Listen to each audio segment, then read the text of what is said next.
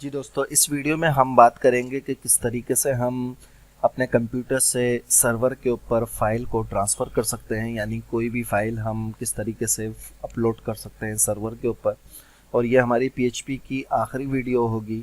इसके बाद फिर हम माइस्क्वेल शुरू कर देंगे। तो उसके लिए सबसे पहली चीज़ ये कि मैंने एक फॉर्म बनाया हुआ है।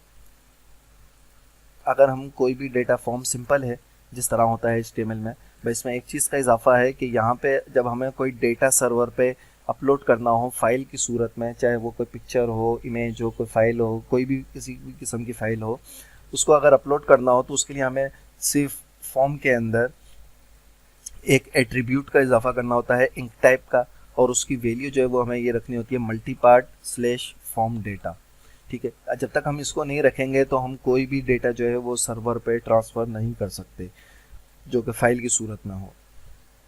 बाकी टेक्स्ट में तो डेटा चला जाएगा, लेकिन जब तक हम किसी भी मल्टी फाइलों को हमारी, तो उसको जो है वो हम देने के लिए हमें मल्टीपार्ट स्लैश फॉर्म डेटा का जो है वो एट्रीब्यूट और उसकी वैल्यू इन टाइप की देने पड़ती है। उसके बाद ये डेटा सारा जा रहा है अपलोड डॉट पी पे। अब यहाँ पे मैं आपको बताता हूँ कि अपलोड डॉट पी में हम किस तरीके से काम करेंगे यहाँ पे कि डेटा हमारा जो है वो सर्वर पे आ जाए।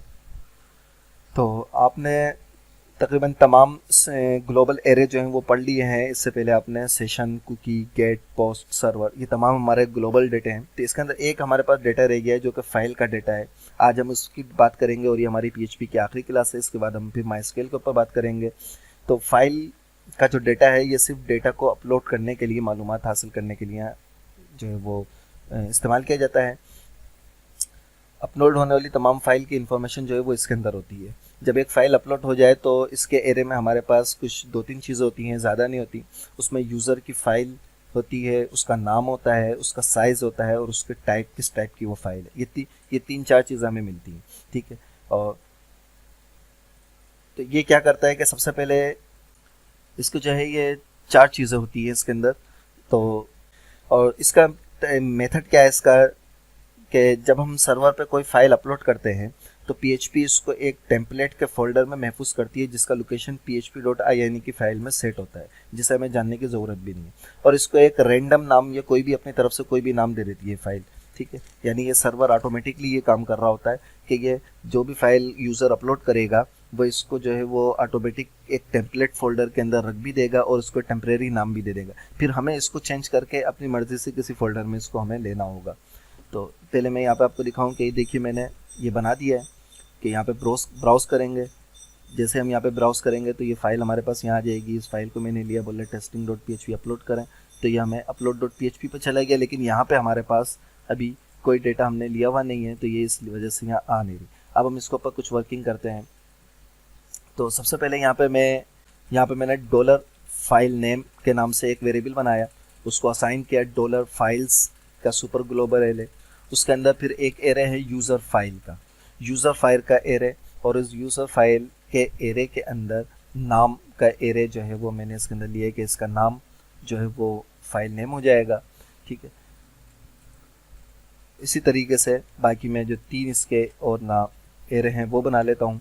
एक फाइल टेम्पलेट नेम जो कि टेम्परेरी नेम ये बनाएगा, ये हम ले रहे हैं डॉलर फाइल से, और डॉलर फाइल की यूज़र फाइल से के एरे में, यूज़र फाइल के एरे में टेम्परेरी नेम। ठीक, उसके बाद ये साइज़ हम ले रहे हैं यूज़र फाइल के एरे से और उसको फाइल साइज़ के वेरिएबल में सेव कर रहे हैं। इस तरह फाइल टाइप के अंदर हम फाइल्स के एरे में यूज़र फाइल से टाइप, ये तमाम ये टेम्परेरी तौर पर बनाता है। इसको हम जो है वो अपने वेरिएबल्स के अंदर सेव कर रहे हैं। यहाँ यूज़र फाइल हम इसलिए लिख रहे हैं कि यहाँ पे ये नाम जो है वो फाइल का यूज़र नेम आ रहा है, इस वजह से ये यूज़र नेम है। बाकी जो है वो यहाँ पे यूज़र नेम हमने इसलिए लिखा है, बाकी इसका नाम, टेम्परेरी नेम, साइज़ और टाइप, ये 3-4 इसकी चीज़ें होती हैं। सिर्फ ये नाम हमें चेंज करना होगा यूज़र फाइल वाला, क्योंकि यहाँ पे यही नाम हमने यहाँ पे यूज़र फाइल इसको यहाँ दिया है। ठीक है, इसके बाद क्या होगा, इसके बाद आप यहाँ पे कुछ भी बना सकते हैं। मैं सिर्फ आपको टेम्परेरी तौर पे दिखाने के लिए एक चीज़ ये दिखा रहा हूँ कि मिसाल के तौर पे मैंने यहाँ पे एक टेबल बनाई, और उस टेबल में अब मैं यहाँ पे ये कर रहा हूँ कि यहाँ पे फाइल का जो नाम है वो आ रहा होगा, जो एक्चुअल फाइल का नाम होगा, टेम्परेरी नाम नहीं। जो फाइल का साइज़ है और जो फाइल का टाइप है वो टाइप यहाँ पे आ रहा है, और फिर इसको ये प्रिंट करा देगा।